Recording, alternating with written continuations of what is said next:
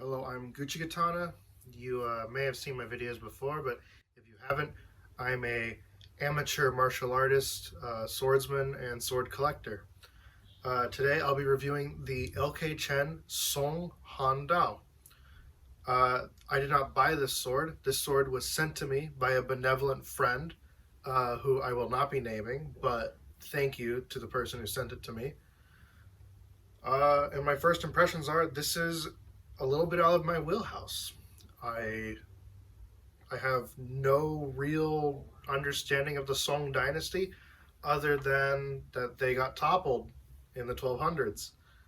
And I have even less knowledge about their weapons. So I'm basically going to be winging it a little bit.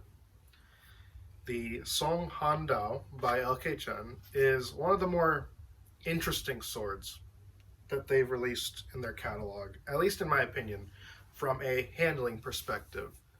You have a very well, for one, you have a sword that doesn't really have a tip. It's more of a flat triangle with a very tiny point. And it's very clear this is a sword that is cut centric or really chop centric.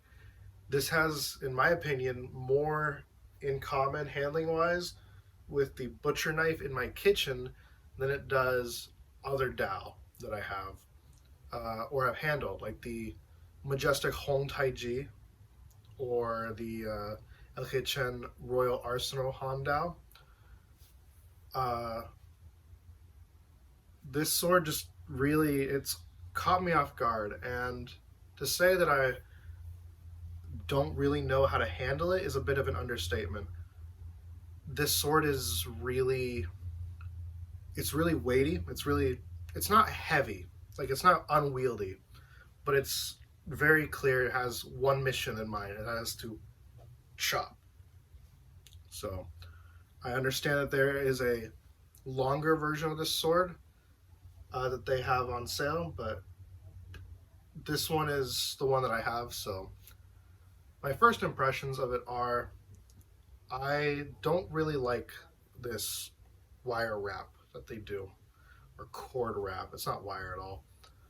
It's it's fine for what it is, but as someone who comes from a Japanese sword background, this sword is a little bit not uncomfortable, but different. And when you're doing a lot of twisting or just general movements, because I don't know what I'm doing. I don't know any Taolu for this type of sword. If you want to see Taolu done correctly, you should go watch Sifu Cuddle because I don't know anything about this sword. And really, it's hard to do at least a Japanese style tenouchi because of the way the handle is. The ring pommel slightly gets in the way of it, but it's still a fine two-handed sword. I think if you actually trained with it, you would get used to it fairly quickly. One interesting thing you can do, even though I don't really know why you would, is that this tungquo or collar obviously protects your hand, and you could hold it with your finger over the guard, but I don't see why you would because it's not very comfortable. And really, this is just one of the most boring looking swords. It is clay tempered. There is a slight hamon. The scabbard has a good fit. In my example that I have today, the scabbard actually gets stuck, like the last part, and you kind of have to push it in a little bit. But I don't think that's an issue really with the sword.